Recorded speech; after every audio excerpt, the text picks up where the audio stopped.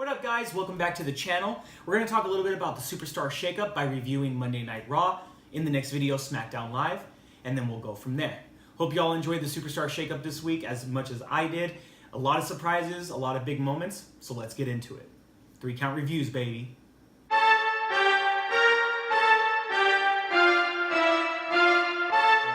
So first to open the show, we have Kurt Angle coming out to cut a promo. Then, none other than who? Jinder Mahal comes out with the US title. Kurt Angle then makes a US title match, and who none other than we see come out and challenge him for the title, but Jeff Hardy. Jeff Hardy would then defeat Jinder Mahal to take the US Championship, but since this is the Superstar Shakeup, will the US title stay on Monday Night Raw or SmackDown Live? Then we have Sasha versus Bayley in a kind of a throwaway match just to introduce the newest debuts to Monday Night Raw, the Riot Squad, as they run out to jump both Bayley and Sasha Banks. This was really a throwaway match, didn't really add anything to the Bayley-Sasha storyline as it was just to set up the debut for the Riot Squad. Then we have Heath Slater and Rhino taking on AOP. They say they're going to stand up to the newest members of the tag team division. Of course, AOP comes out, kills them, takes the win, we move on. Then we get Miz TV as he comes out with new signees, Kevin Owens and Sami Zayn, as they join Monday Night Raw. Kurt Angle then comes out to say that none of this is true. Then Kevin and Sami say that they received an email from none other than Stephanie McMahon that their talents are required for the roster of Monday Night Raw.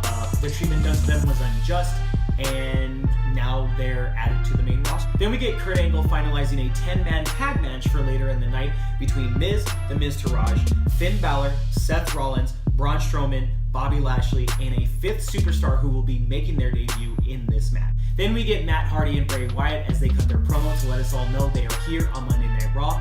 Then they come out to take on the Revival. Not gonna lie, I really like the split entrance between Matt Hardy and Bray Wyatt. They come out to the Woken theme, and then it cuts to Bray Wyatt's theme. They both walk down together. Then Matt Hardy and Bray Wyatt take the win over the Revival as they will be facing the Bar at the Greatest Royal Rumble in Saudi Arabia.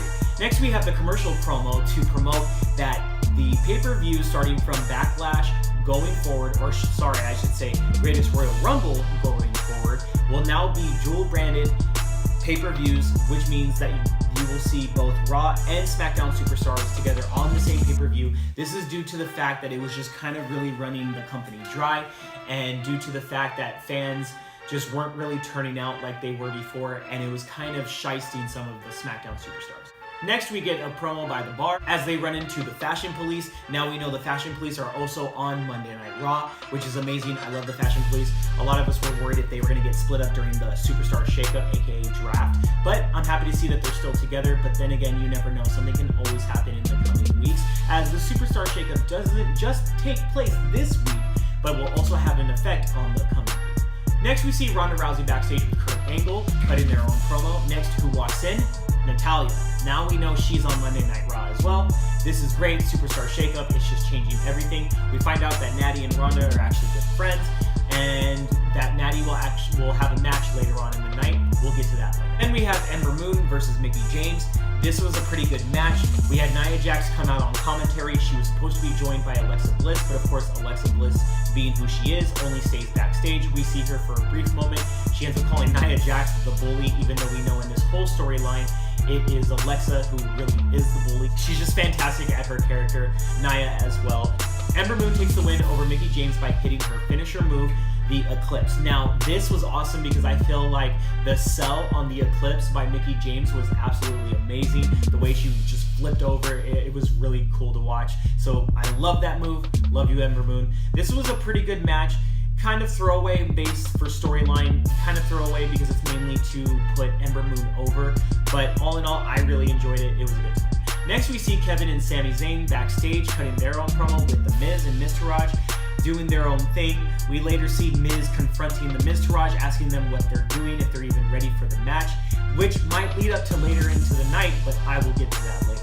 Next, we see a promo featuring Rusev and Taker for the Greatest Royal Rumble. Now, we were supposed to believe that this match was canceled and that Jericho was taking Rusev's place, but that is no longer happening as Rusev is back in the match with Undertaker for their casket match at the Greatest Royal Rumble coming up in just a few weeks. Next, we see Dolph Ziggler. He's here, Monday Night Raw, comes out, cuts his promo. Then we see Titus Worldwide come out, join Dolph Ziggler. give him a few notes, tell him how he could up his game, up his level. And then Dolph Ziggler said, well, what makes you think I came here alone?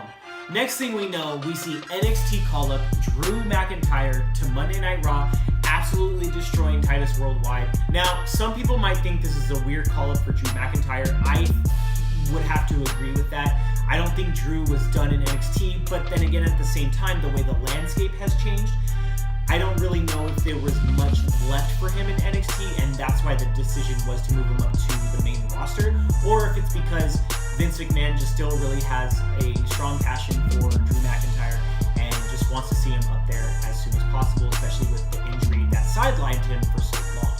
So we'll see what happens in the coming weeks for Drew, but I'm excited. I'm a huge fan, but now that he's partnered up with Dolph, I'm interested to see where the storyline goes. Next, we get the Roman Reigns promo. Once again, Samoa Joe cuts him off. Samoa Joe cuts an amazing promo on Roman Reigns, as always, and this is just going to lead up to their match going on at Backlash. Then we see Absolution, led by Mandy Rose, coming up to take on Natalya. As Natalya gets the win with the sharpshooter over Mandy Rose, we then see Sonya Deville come in and jump Natalya from behind. And next thing we know, we see Ronda Rousey coming out for the save. I did not expect this to happen, but it was nice to see Ronda come out. This is to show the skills that Ronda Rousey actually has to be in the WWE.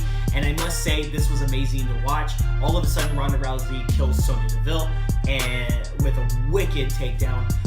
It was just a really good spot, helps Natty back up, but Natty just looks like, thank you, but I'm afraid of you. Next, we see a promo for Baron Corbin, as he will be also moving to Monday Night Raw. Next, we get the Fashion Police taking on the Bar. At the beginning of the match, I must say I laughed really hard when when Cesaro was trying to get the rollover pin on Fandango, and Fandango was doing his thing, acting like he was going to fall back, and then went into his hip rotation. I thought that was absolutely hilarious.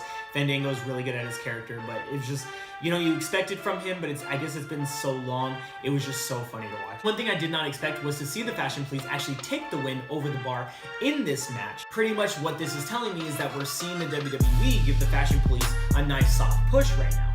Hopefully that leads to something, because one thing I'm sure we all can agree upon, prior to WrestleMania, there was a lot of things that would happen, but there was no follow-through. So let's see what happens with the Fashion Police. They're a great duo. Let's move on. Then we get the backstage interview with Elias Sampson and Renee Young. Elias is backstage saying he's not going to perform. He's only going to do it at the big events, because now that he's performed on the biggest stage of them all, WrestleMania, he feels like he doesn't need to perform in these small towns anymore.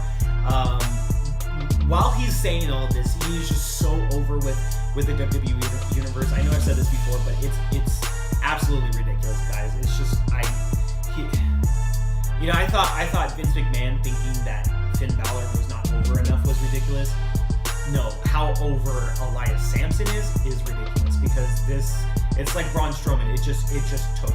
Then as they're backstage, Elias then wants to do a slight little performance for Renee Young. She's not super into it. Next thing, she cuts him off. I thought it was funny, but you hear the crowd boo about it. I don't know if this is actually going to be kind of a bad thing for Renee Young's character as Renee Young in WWE. So we'll see what happens, but it was a fun segment. And we finally get to the 10-man tag match.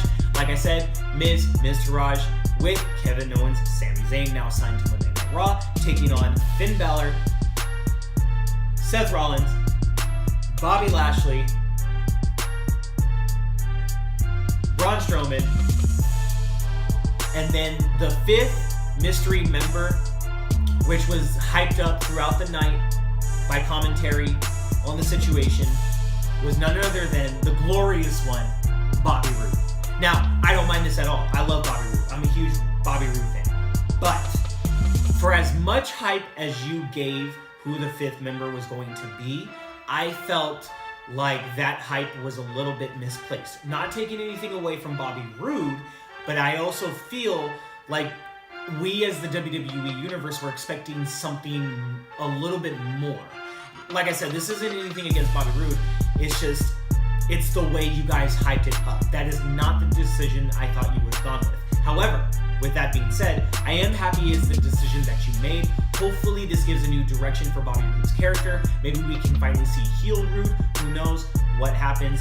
But the match goes on. As Finn Balor comes out, Corey Graves makes a huge comment saying, oh, the former leader of the Bullet Club, Michael Cole, then corrects himself, saying, I believe that's the Balor Club.